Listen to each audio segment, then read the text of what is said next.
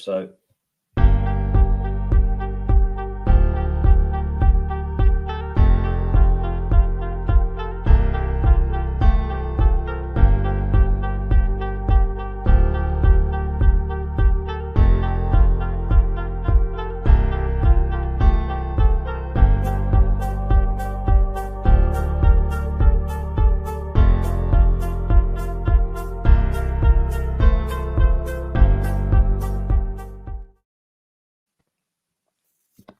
Hello. Hopefully we're live. We'll have to do that awkward bit again, waiting for somebody's comments to pop up and let us know that we are up. But anyway, hello and welcome back to another live episode of Green and White, brought to you by Argyle Life. BBC One fans were left outraged on Tuesday as they'd relocated the UK's best soap drama for Argyle. Leeds United were the visitors to Home Park as Argyle filled BBC One's... I've messed this up already. I wrote the same sentence twice. Anyway, and much like a big returnee in the Sam Mitchell mould, we've not appeared there since 2008. With most of the main cast missing in action, Ian Foster called upon the extras, all whilst being unable to fill the bench. Nick Cotton, wannabe, Daniel Farke tried to make himself the villain of the piece, but it wasn't to be, as Brendan Galloway notched with his chest, and the game finished all Albert Square for an extra time cliffhanger. It's just a shame that we don't still have Matt Butcher for an incredibly easy pun to round things off.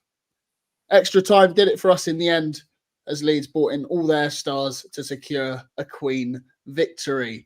Joining me tonight is the Roxy to my Ronnie, James Stables. How are you?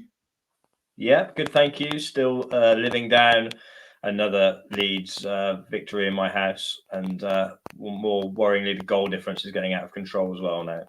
Yeah, it's a bit, well, technically still unbeaten, but I'm sure we'll get onto that.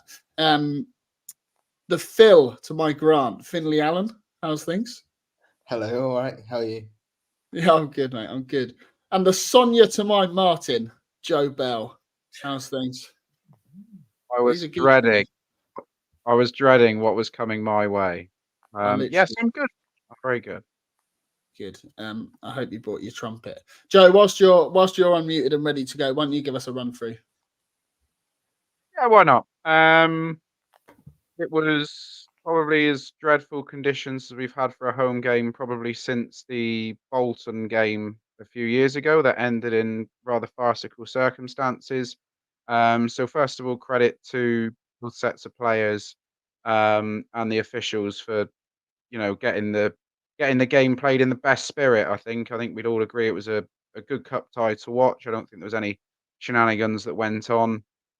And ultimately there was a gulf in quality between the two teams that were out on the pitch.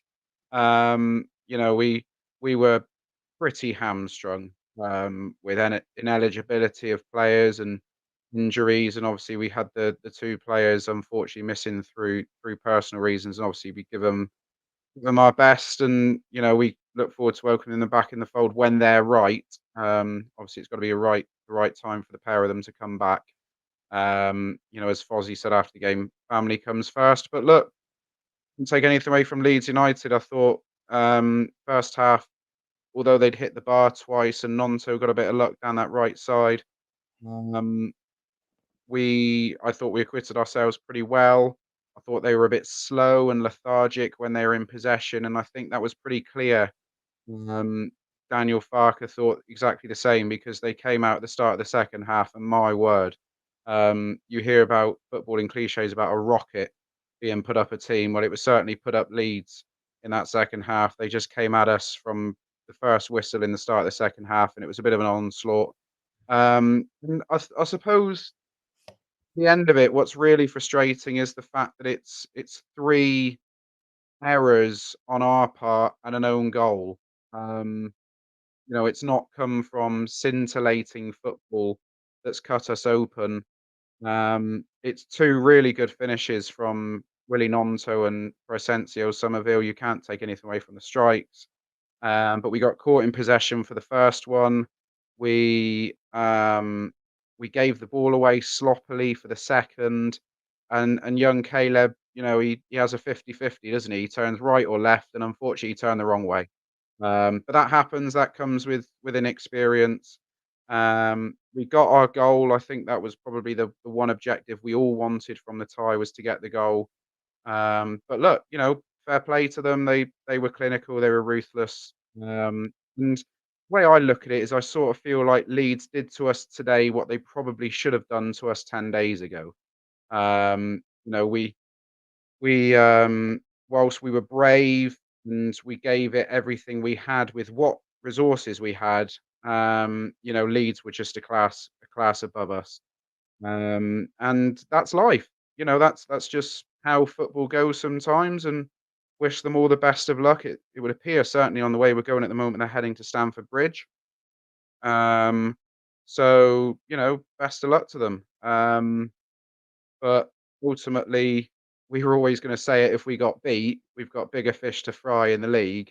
And actually, the first half of that game yesterday gives me a lot of hope for next weekend, given that we're going to have a whole host of players back available, because I thought we acquitted ourselves very well in the first half yesterday. If any Leeds fans thought it was going to be an easy night, then they were very much mistaken. Look, across both ties, I think both teams have contributed to a really, really good competitive FA Cup tie. Scoreline last night doesn't reflect, in my opinion, how the night actually went. I think the fourth goal is really harsh. Had it been 3-1, I'd have probably accepted that a little bit more. But scoreline, as Fozzie said, it's a bit sobering. It looks like a hammering, but it wasn't. And yeah, look, let's just go forward into the weekend. The players will go to the well again, as they did last night, and there was plenty. It was, although Leeds were utterly dominant, and they had a lot of the ball. Let's just see how we see how we go. No comment, Dan. I think that's a confirmation there. James, before I bring you in, just a reminder, everybody get your comments in the chat. I haven't really rounded up any questions tonight, so you're more likely to get them answered if you put them in the chat. James, go on, follow that up. Obviously, you've already mentioned that you share a household with a Leeds fan. I'm kind of glad that we didn't go and play Chelsea, because I have to do that with a Chelsea fan. Yeah, well, just to colour that, been with my wife for 14 years. Sorry, James, I don't know what's happened to your audio there. It's absolutely, it's not the best quality. No. No. I'll bring in Finn and let you that one out. Finn, same question for you. Go on, just follow up Joe. Basically, what are your thoughts on last night? Yeah. Pretty well. I said pretty admirable. After the game, it's clear that you can see Leeds quality. They've got. If we got one Morgan Whittaker, they've got about 5 of them, in terms of not equal quality, but in terms of the type of player that can really hurt you. And to say that I'm quite partial to supporting Wales in the football, and they didn't even have Dan James in the squad last night, and he's a player who can, at this level, is very, very effective. Wales. Sorry, yeah, I've got. Sorry, I'm from a Welsh family, yeah, but yeah, I also like England too. I can't deny any football. Anyway, regardless of that, they've got a lot of good players, and a lot of players that were out injured as well. Despite the quality they had, they still had players that can come in. They got a very deep squad, and I felt, we were lucky with a few shots last night. They hit the bar and post about 3 times. Having said that, I felt we were very well organised, and we did well for, and considering we weren't ever going to have a lot of the ball anyway. And then, I mean, I will probably come on to this at some point later on, but Joe Edwards played his first game in midfield in 5 years, I think, since the game against Swindon when they went top of the league against us in League Two. That's the last game I can remember, unless somebody can correct me. I think that's the last game he played. It sounds about right. Sounds about And right. I remember saying at the time, I don't think he's this was 5 years ago in League Two before COVID. Can you imagine that before COVID? I think I said at the time, I don't think he's a midfielder at this level. So I thought he did. I've seen quite a few harsh opinions on him across social media this week, but I thought he stuck to his task well. If you said you have to mark, I can't remember who's marking, but in the first and second half, but if you said to him at some point in this game after 5 years out of playing midfield, you have to mark Crescencio Somerville, who might be the best player in the Championship, arguably. I mean, that's as tough a job as you're going to get. So I don't think the midfield particularly gave us a platform as such when we had the ball, but I do think that they did a great job off the ball and restricted Leeds to actually not a lot of clear-cut chances. So I think it's nice to see us stick to our task and be competitive against a team that is obviously very very well drilled and actually a very good football side. I wouldn't be, if I didn't know the two positions between the two sides last night going into the game, I wouldn't be surprised if someone said to me, yeah, they're a Premier League side.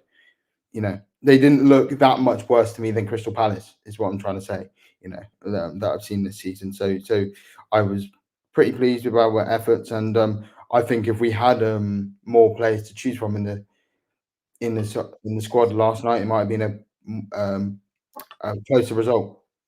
Yeah, I think we'll get on to the missing men. There's a couple of Leeds fans in the chat as well. We'll get on. We might cover Darko JB in a bit, seeing as you've asked so nicely, potentially. James, I feel like you had something to say. Let's see if your audio's...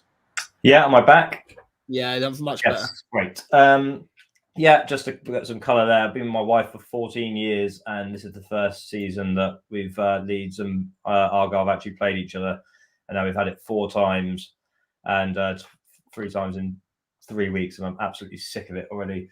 So yeah, I also, we have a newborn, so she went to bed at the end of when it was 1-1. I haven't actually told her that they won yet, so I'm just hoping that she didn't notice.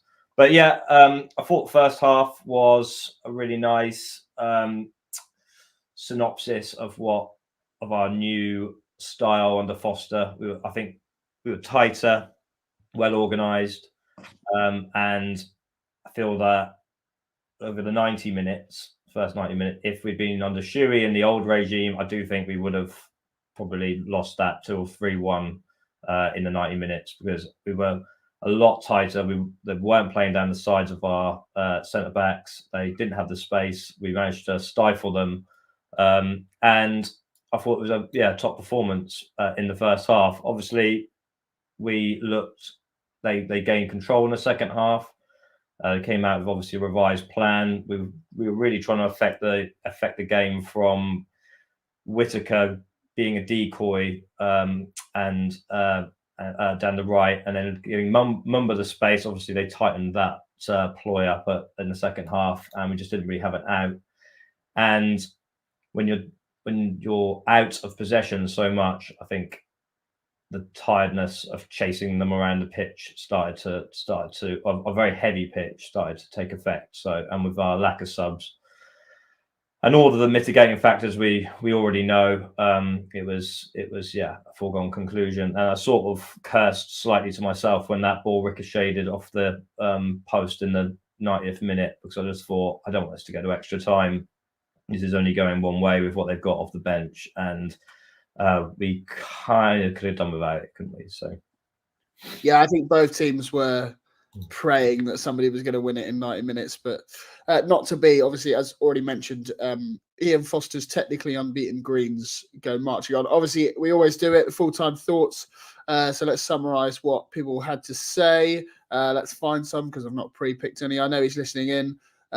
So the Crazy Pilgrim says you can't ignore that 3 of the goals came from mistakes. Wright, Edwards, and it was Roberts after Phillips didn't help with a pass. Tough on them, but changed the game. Caitlin says, good effort. The boys just looked knackered in extra time. Squad depth is what killed us. Maybe should have brought a few subs on earlier too. Nikki Ward says, Phillips was good with the fans, getting the Linders, cheering them on in extra time. He seems to have settled in well. He has settled in very well. I thought he was pretty good last night. Obviously not brilliant for the Summerfield goal, but to be honest, I'll let him off. He's like 12 years old. Simon Fisher says all of the above. We thought we played really well. The scoreline flattered them in the end onto Saturday, and we take the positives up to up the Argyle. Obviously, we've got that big trip ahead of us. I'm sure we'll get onto that. And there's a big one as well. Woody the Drum. Zero disgrace in that performance. Boys gave absolutely everything. Chin up. We'll do them next week. On that, Joe, obviously next week we will have quite a few of those missing players back. Obviously, off the top of my head, what was it? Bundu was out. Divine, Forshaw, JB Houghton. I say off the top of my head. I'm now reading it off a list. Sousa, obviously Miller was missing, and Pleguizelo. Is there another one? People are saying 9, so I feel like there's one more. But I made that 8. Obviously, 8 players missing. How different is that game going to be had we had those, at least, or even half of those available?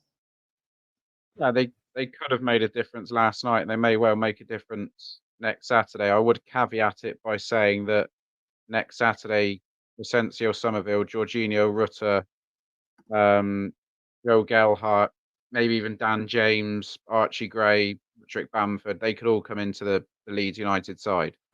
So whilst, yes, we're going to look like a totally different opposition ourselves, and we are going to be stronger, Leeds are going to be stronger themselves, which is a frightening prospect given that, how strong they were even at the start of the game last night. I thought they had more than enough on the pitch to get it done in 90 minutes.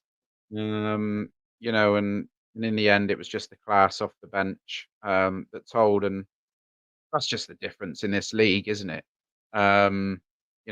These teams, your Leeds, your Southamptons, your Leicesters, even if you go further down the league, like Hull City now have unbelievable depth in the positions that they've got. West Brom have good players that can come off the bench. You can go on all day. Middlesbrough have good players. So it's just the level you're playing at now. So we're going to have to be careful of that. The comments is just saying there, the players who didn't play will be fresh. That's right. Forshaw, JB, Vine, they've all had their feet up. Probably got a little bit wet, just like the rest of us did last night. But they'll be ready to go at Sunderland, and we're going to need every single one of them. Obviously, time will tell whether in time for the weekend whether Pleggy and Mikel are back. But I'm not too sure what the deal is with Bundu or Houghton, whether or not they're back for this weekend, or whether we're going to try and get 1 or 2 of them back for Coventry or even Leeds. But we have got 4 games in 9 days coming up now, so it's extra time on a heavy pitch in atrocious conditions really wasn't in the script last night. Like James, I wouldn't say I was hoping that Gelhardt's shot went in off the post. I was certainly more hoping that Meslier screwed up at the other end when Hardy put his boot through one as time expired. But it's what it is. Look, you just got to get on with it. We were a part of a really good 4th round tie. We're going to have players who are fresh and fit and ready to go. And as I say, it will be a different game. It will be a different game down here next weekend, but that's because both sides will be stronger than they were tonight. So it'll be an interesting one to watch, certainly. That, and it will be a different game because it is quite literally a different game. Obviously, those absentees allowed some other players to shine. James, obviously, Sorinola came in. Thought he was absolutely fantastic last night until he looked pretty dead come the end, didn't he? Bless him. But not played in quite some time. Obviously, I think I tweeted saying something about like an upgrade on Kane Kessler-Hayden. I think that seems to be the shared common view. I don't know what you make of Sorinola's performance last night. And first half, I thought he was absolutely fantastic. Really did a job on Nonto, kept him quiet. didn't give him any space to cross or cut in. It was an absolutely fantastic performance. You could tell he was kind of playing out of his skin. He really obviously wanted to take the opportunity, and I love this mantra that Fozzie seems to have, where he says, "Run yourself into the ground and then put your hand up if you want to come off, and someone will come and do the same job as you." So I love that. That's all well and good until all 11 put their hand up, isn't it? Or all 10, could have done with that a few more at the end, but absolutely fantastic first half. Kind of dropped out of the game a little bit in the second half. I didn't notice him as much, and his legs obviously fell off at 70 minutes. But all I want to say is I want a list of all of the players that Swansea think are terrible in their squad, and we'll just sign them all in this summer, and the Greens are going up because they've got 100% hit rate of making terrible calls on their players. I was going to say, I mean, the one Swansea fan that we spoke to on our preview pod was like the only one that seemed to be level-headed about it. But I mean, like you say, they've got some success rate there, haven't they? I love what they said. We were definitely wrong about Issaka, but believe us, this time, definitely, this guy is terrible, and actually, he seems to be really good. So, shock, we get it. We seem to have got it right again. Yeah, he was playing out of his skin on his debut, but very, very positive debut. And too early to say upgrade on Kessler Hayden. We certainly had the defensive work rate that will be a huge asset for us. So it's just his energy as well. He's like he is like a kid because he's 22, and that's young to me now. But he is just like a kid in a sweet shop, isn't he? Bless him. Absolutely love him already. He's one of those that's he's joined some terrible footballers in my pantheon of Argyle greats already. Finn, that's your name. I always forget your name. Sorry, Finn. Adam Randell, obviously another player that I absolutely love. Do you think he's done enough to cause Foster a bit of a selection headache in midfield? Because he was absolutely phenomenal last night, I thought. Yeah. I think the one, we might lose a viewer here, but I think the one mistake that you could say that that he made last night was when I think he gave the ball away for Nonto's goal. But I do think that Callum Wright should have been closer to him to receive that in the first place. And apart from that, I think he had a very good game. I'm a bit surprised that, to be honest, not that JB's done a bad job, but I do think that I haven't seen like anything really outstanding with JB to say that he should be definitely in the side instead of Randell. So if I'm honest, I would like to see him in the next game. Because like you said, I do think he had a good game last night. And seemed to suit him. You know, he's a similar player, even though that was Joe Edwards' first game in 5 years in midfield. He's a similar player to Joe Edwards in that he likes the off the ball work. You can see that he sort of relishes that, snapping at people's toes and trying to nick the ball off them. So I'd really like to see him play. Whether I see Foster selecting him for the next game is another, because he seems to really trust the players that he's brought in January so far, which is fair enough. But yeah, I'd like to see him. Or whether we see him against Sunderland is another point in itself. But yeah, I thought he had a good game, and I would start him on Saturday, to be honest, if it was me. But Foster, I think might choose JB.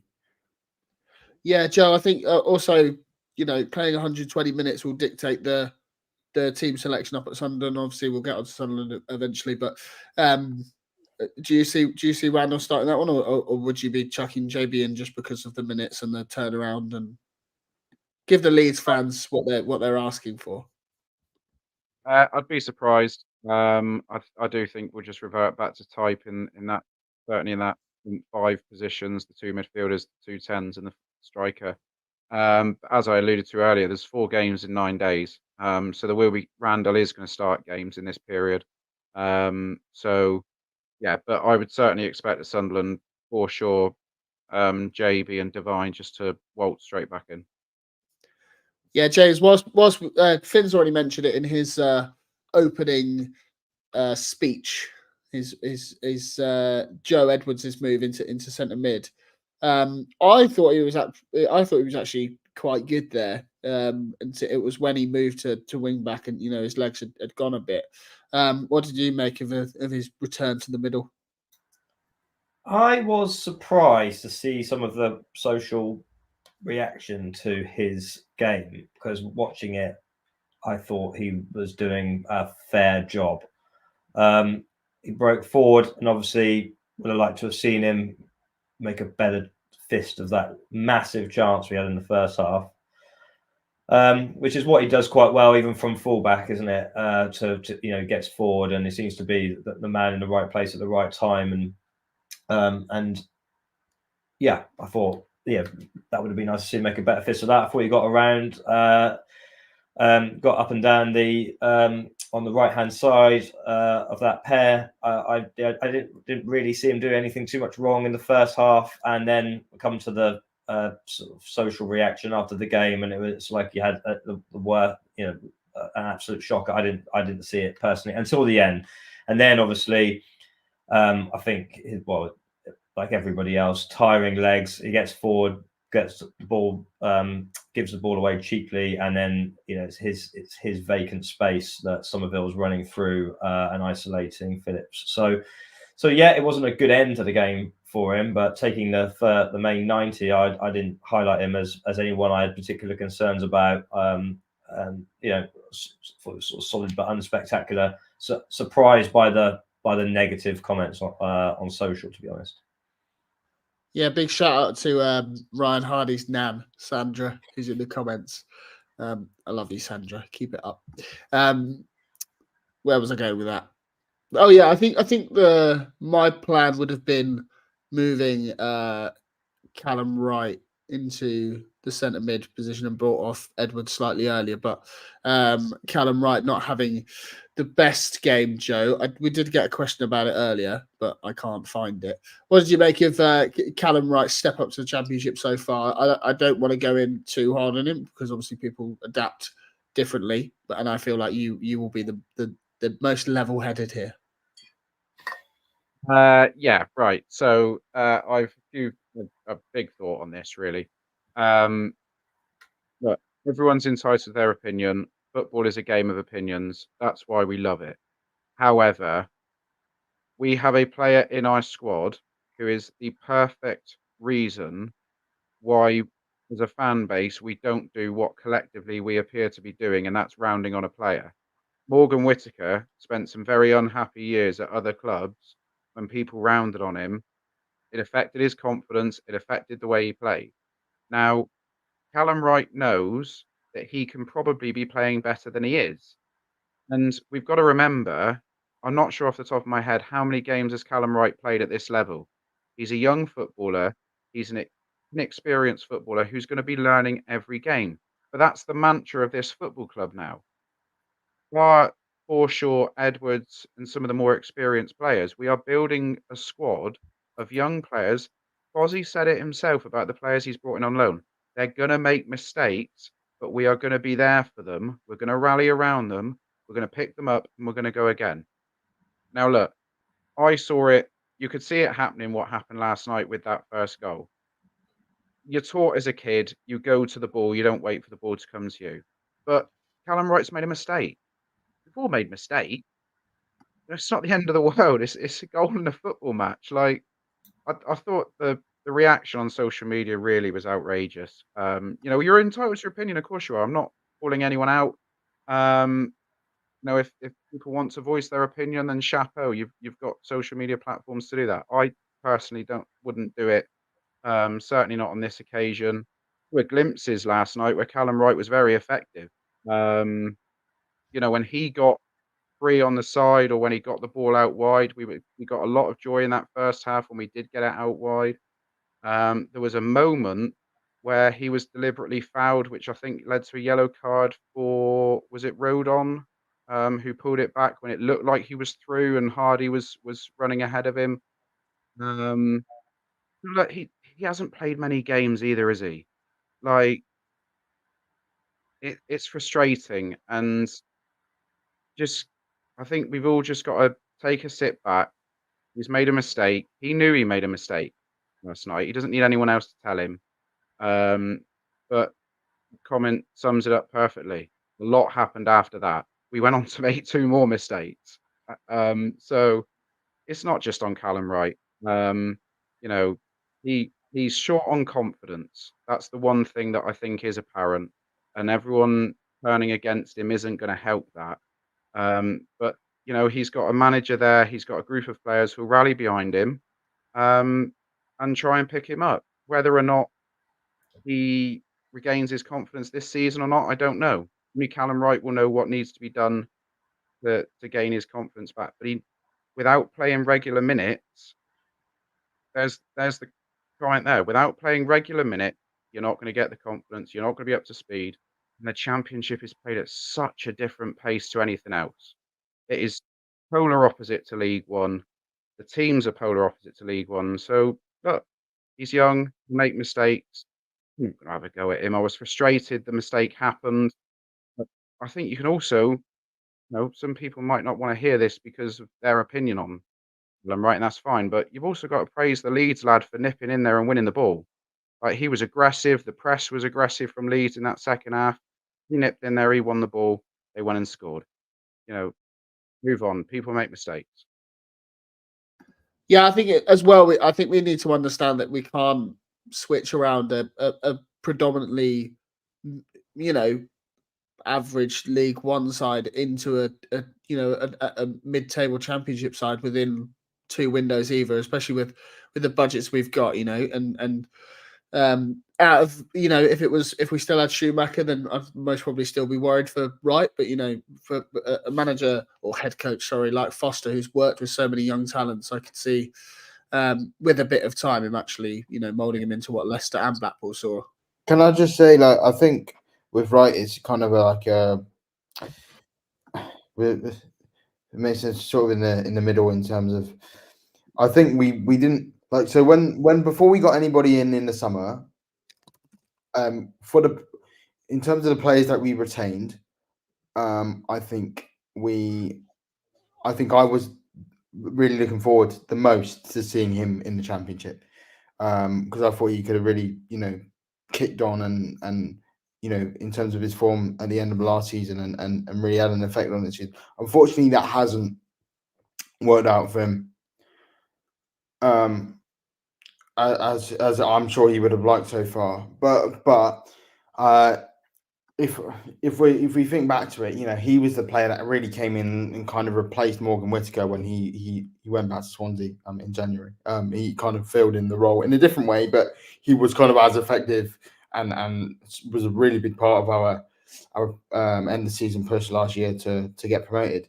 So I think if you look at it that way, I think Morgan Whittaker's probably exceeded expectations a lot, and Callum Wright has not done as well as he'd hoped. So if you look at it that way, it's kind of balanced itself out. I still think there's potential for Callum Wright to stake his claim in this squad and be a very good player for Plymouth Argyle. I just think at the moment he's kind of struggling, and it's Championship, like Joe kind of mentioned, it's Championship level. You coming up against good players every week. It's very ruthless. He'll know as well as anybody that his performances will need to improve if he wants to be part of this squad going forward. So I think whilst it's important, that we don't go in on him too hard, because like everyone, he's stepping up to a really difficult level when maybe he wouldn't have expected it when last season started, but at the same time, I think it is worth pointing out that he's in a difficult situation at the moment. So not to be too hard on him, but I think at the same time, it's it's not a bad thing to say that, you know, we've kind of been disappointed with his performances this season, which so far. It's not an ideal situation, as Finn says. That we are left short in attacking positions, and that's why we cannot be rounding on players who play in those attacking positions, because we are going to need Callum Wright certainly in the next few weeks. We're going to need Callum Wright to come into the side, and we're going to need him to do a job for us. And as a fan base, we're going to have to get behind him like we do with every other player in the squad. So he had a bad night last night. Players have off nights. Players make mistakes. And let's not forget that, as Finn said, he scored some crucial goals at the back in the last season that helped the title win. I know people say loyalty isn't everything in football, and people will have their opinions on that. But, he was a player who was instrumental in getting us to this position, and he deserves a chance to have a go at this division. Yeah, I think as well, we are quite famously, I think we all know it as a fan base, and I've been guilty of it before. We do like a scapegoat, don't we? Now that Tyreek Wright's gone, Callum takes up his namesake's mantle and runs with it. I mean, we still have Ben Waine, so take your pick. Obviously, James, Callum Wright was replaced by young Freddie Issaka. Absolutely, I thought again a good impact off the bench. Do you think he? Where was the question? Let's get it. Ryan Argyle Flyer says, "Do you think Freddie is ahead of Callum right now in Foster's plans?" No. Well, in Foster's plans, Foster loves a young prospect, doesn't he? Throwing Caleb Roberts into the first team for the first leg at Leeds. I could see him seeing potential in Issaka that sees him maybe obviously not start games, but be the man coming on in the 70th, 80th minute.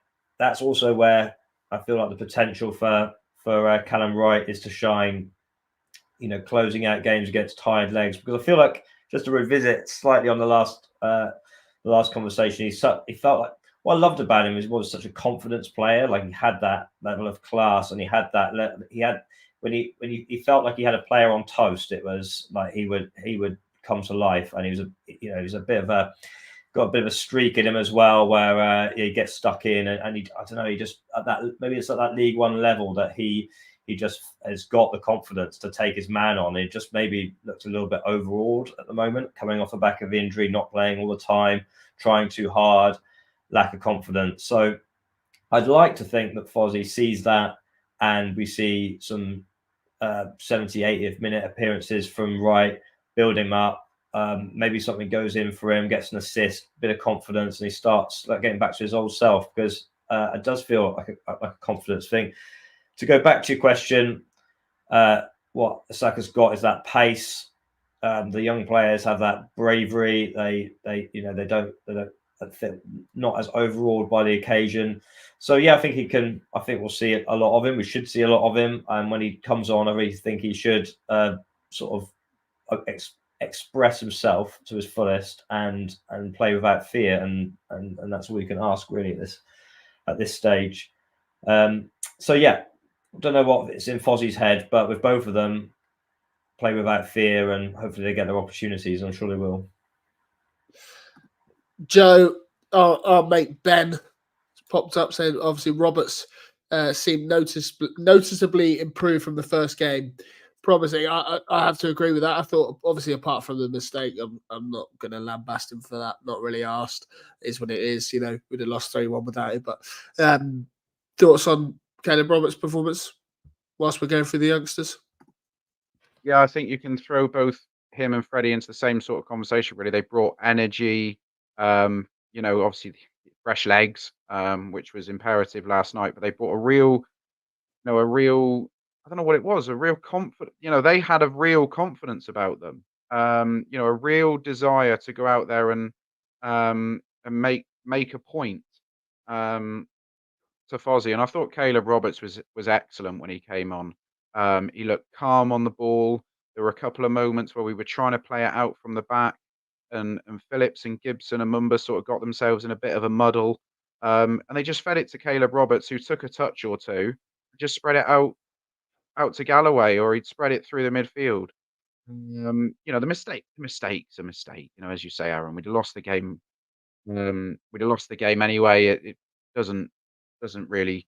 You can't have a go at him for that. He's, as I said, going back to Callum Wright, he's a young lad who's going to make mistakes. I thought it was a really impressive game. And what struck me about Caleb Roberts actually last night, thought he had a decent game. Ellen Road, all things considered, there were real promising signs. I remember doing the podcast with Sam. And I think we both agreed that it was one of those performances that you could see what Caleb is good at and you can see what Fozzie sees in him. But it was also a performance at Ellen Road where Fozzie could turn around and say, right, yes, you did that well, you did that well. Here's what you need to improve on. Here's what you need to get better at. Last night, I thought when he came into that side, bear in mind Randell and Edwards had pretty good games in that midfield, given they were up against an informed Gruyev, who's really hit a good run in the Leeds side, and Kamara, who's outstanding, on top of Joel Piru, who was deeper in the system last night, I believe. Caleb Roberts didn't look out of place in our midfield last night. He really didn't. For a young man new into the side, I thought he slotted in there seamlessly. And look, he's going to be in plenty of our match day squads between now and the end of the season. Fozzie has obviously taken a shine to him. He obviously sees something he likes. And look, these are the sorts of players that Fozzie's been dealing with for a number of years now. And we've seen a few of them coming on loan, and they've done a pretty good job since they've come in on loan. So it was a really, really eye-catching performance from Caleb and Freddie.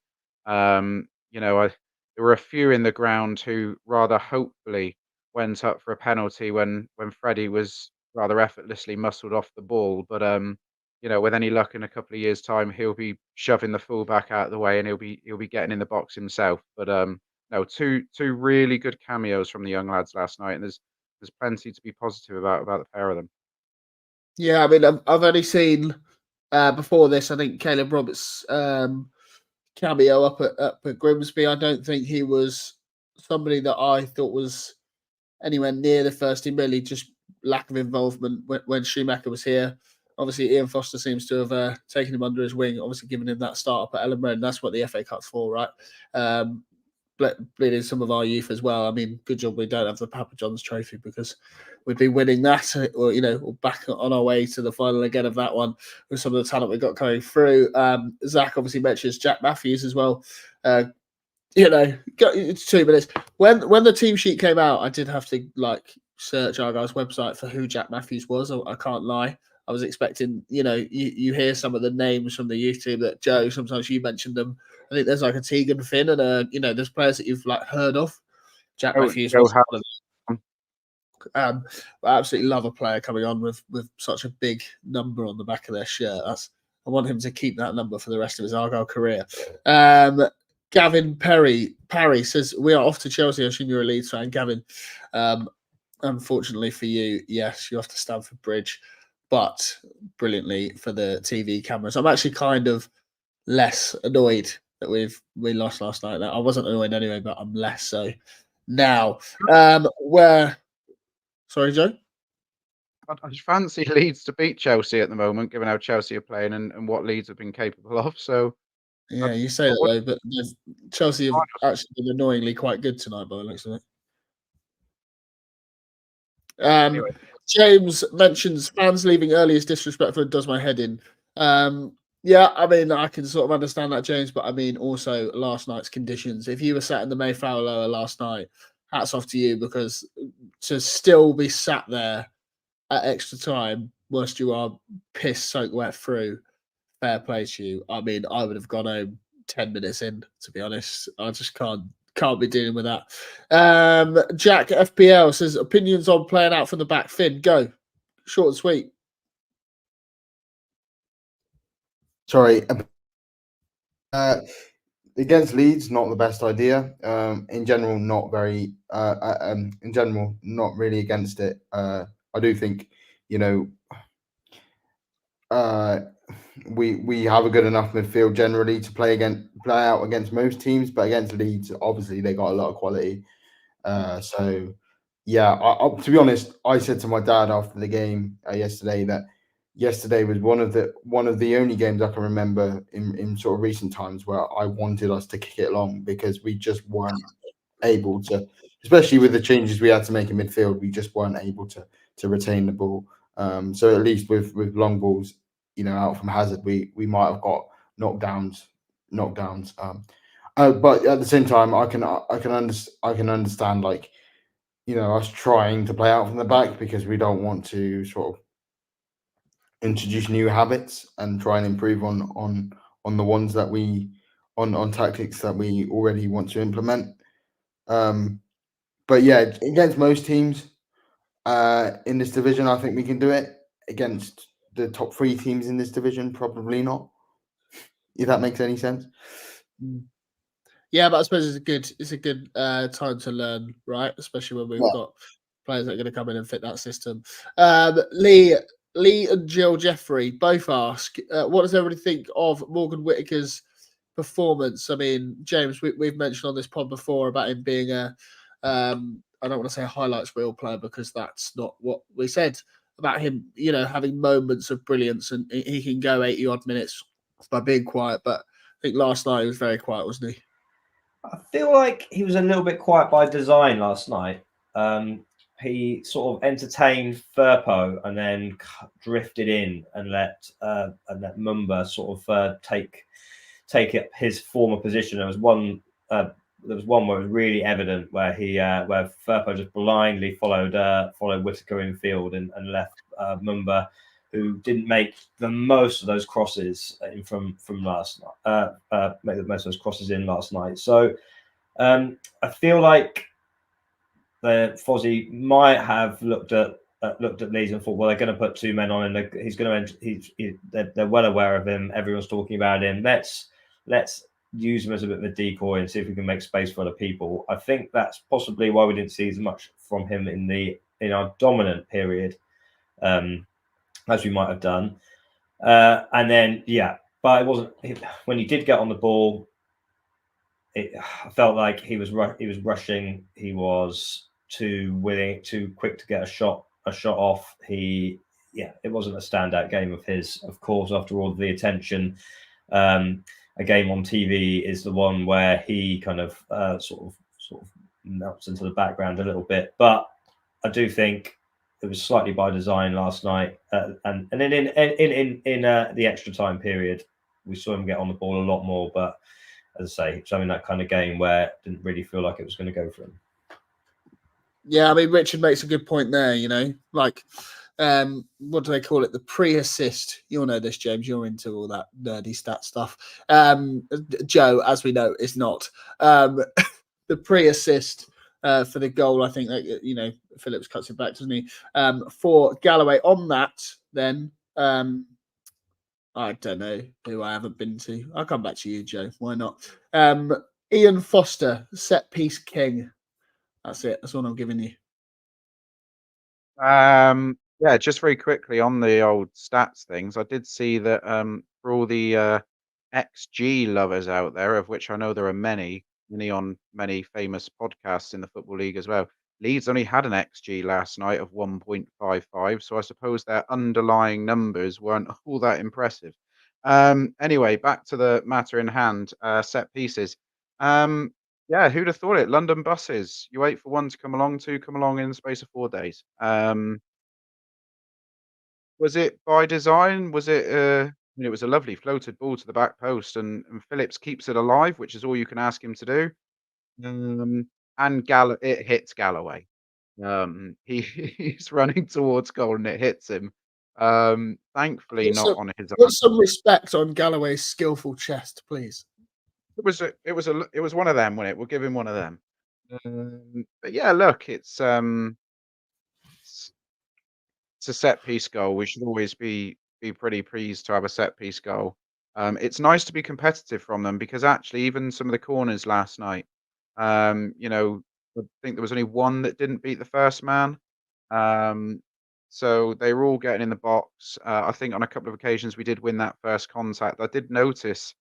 I think it might have been the first corner of the game when we piled under Mellier's crossbar, and the referee had a number of conversations with Leeds players, I did notice that he actually intimated with the final conversation that he sort of threw his arms out wide and pointed to the penalty spot as if to say, if I see you do that when I blow the whistle, I am giving a penalty.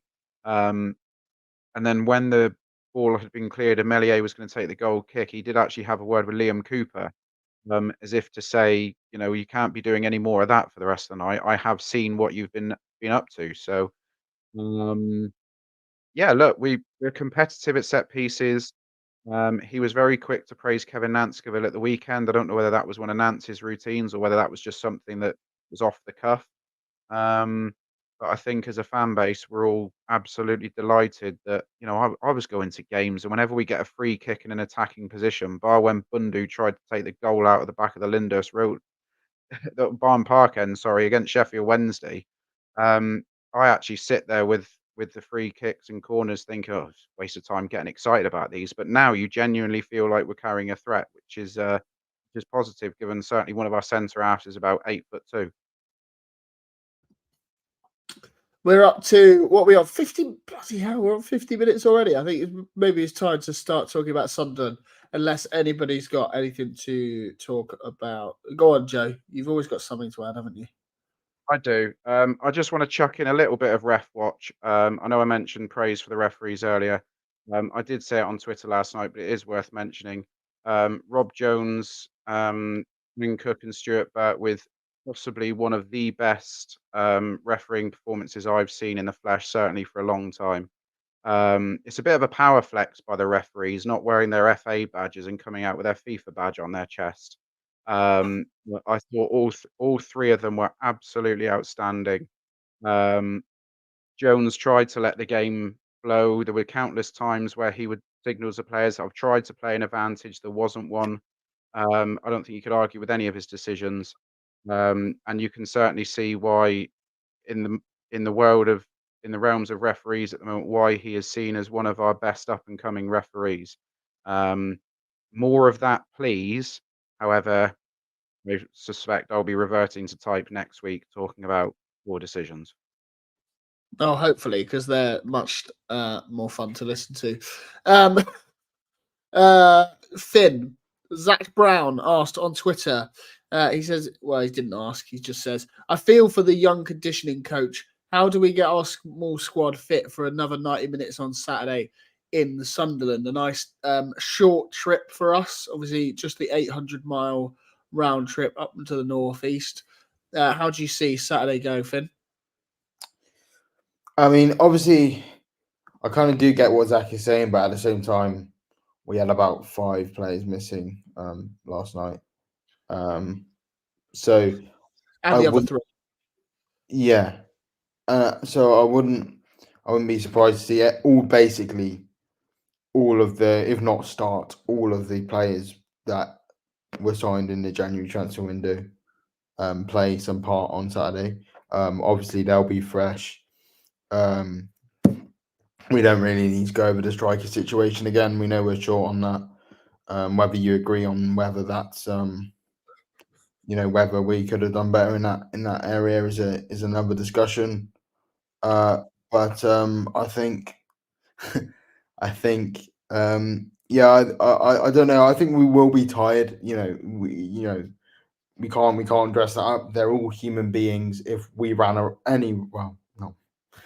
if any of us ran around in the rain for 120 minutes, then we'd all be tired, So, and I'm surprised. I know Craig Mack said that he met Barley Mumba today. I'm surprised he wasn't still in bed after last night. So I think we'll give us a good account of ourselves.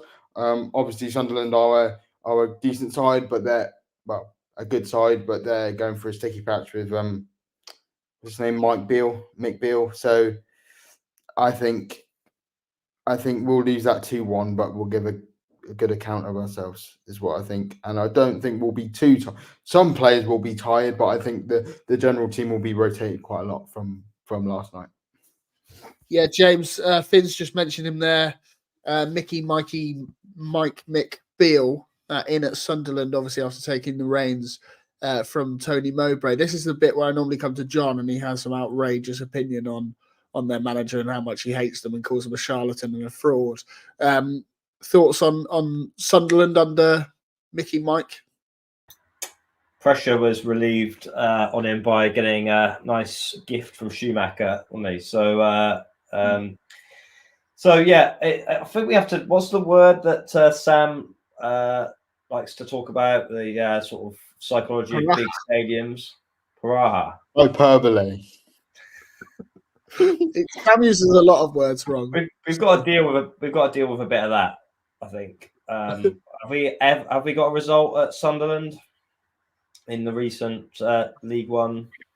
There was the Lewis game, wasn't there? Was it? Yeah, the Joe Edwards winner in COVID was the last time we got COVID. Yeah. Well, I don't have too many great memories of us playing Sunderland. I think part of that is we need to play big stadium, and hopefully we with our added experience in the team now. Obviously, these players have had some bigger occasions in the last couple of years. Hopefully, we deal with that a bit better than I think we have done in the past. So I think that's a little factor that will be possibly pivotal. Sunderland, top players. Yeah, form's not great, is it? They seem to be still pretty good at home. So yeah, it's a tough test. It's in a run of extremely difficult games, but yeah, I think this is the games where the addition of Forshaw is really going to tell, and luckily he's got fresh legs for Saturday. So yeah, I'm looking forward to it. Yeah, who's the lad that's currently on loan at Newport that's still at Liverpool that we had? Did he not score? Did he not score a winner against Sunderland? Adam Lewis, yeah. Adam Lewis, that's the one. Did he not? Or is that in the same game? Is that in the 2-1 Joe Edwards game? Yeah, he did score in that game, yeah. Oh, God. My memory of all games through COVID is just terrible. Yeah. I just remember putting a bet on that he was going to score because he signed up the day before. Generally, yeah, but I think I remember that one more because we won in a big stadium, regardless of anybody being there.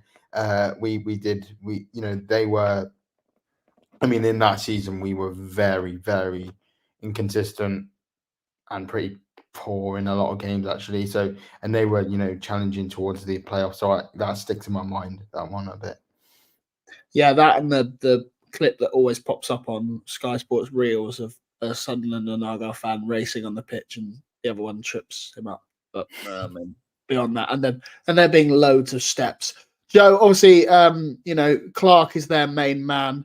Is who's the most expensive winger / inside forward in the Championship derby? Who are their main threats? How do you see it going on Saturday? Big one for me. My boss is a Sunderland fan. I'm 1-0 up this season, so I'd like to make sure that we can get another win. Otherwise, my shift with him next Thursday could be quite unbearable. They've got good players all over the park. Don Ballard's a very good centre half at the back. I think Dan Neil is good in midfield. Luke O'Nien is one of those really irritating players who's got an infectious personality and he can play a number of positions. Joe Bellingham hasn't really. I think it's tricky with Joe Bellingham because he's a Bellingham. So there's an added expectation on his performances. He's always going to. Aaron, have you just thought that up? Yeah. He's always going to. He's always going to struggle to live up to the hype, certainly of what his brother's done. But I think he's had a steady enough season. I think this is his first. Is this his first full season in the Championship, or did he play a full season with Birmingham last year? I'm not too sure.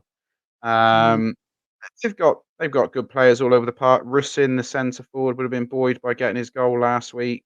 They've been a little bit short of goals. I think that certainly listening to my boss after a Sunderland defeat, it tends to be the fact they create so many chances they just can't put the ball in the back of the net. Sort of seems like us at the start of the year at times, certainly on the road.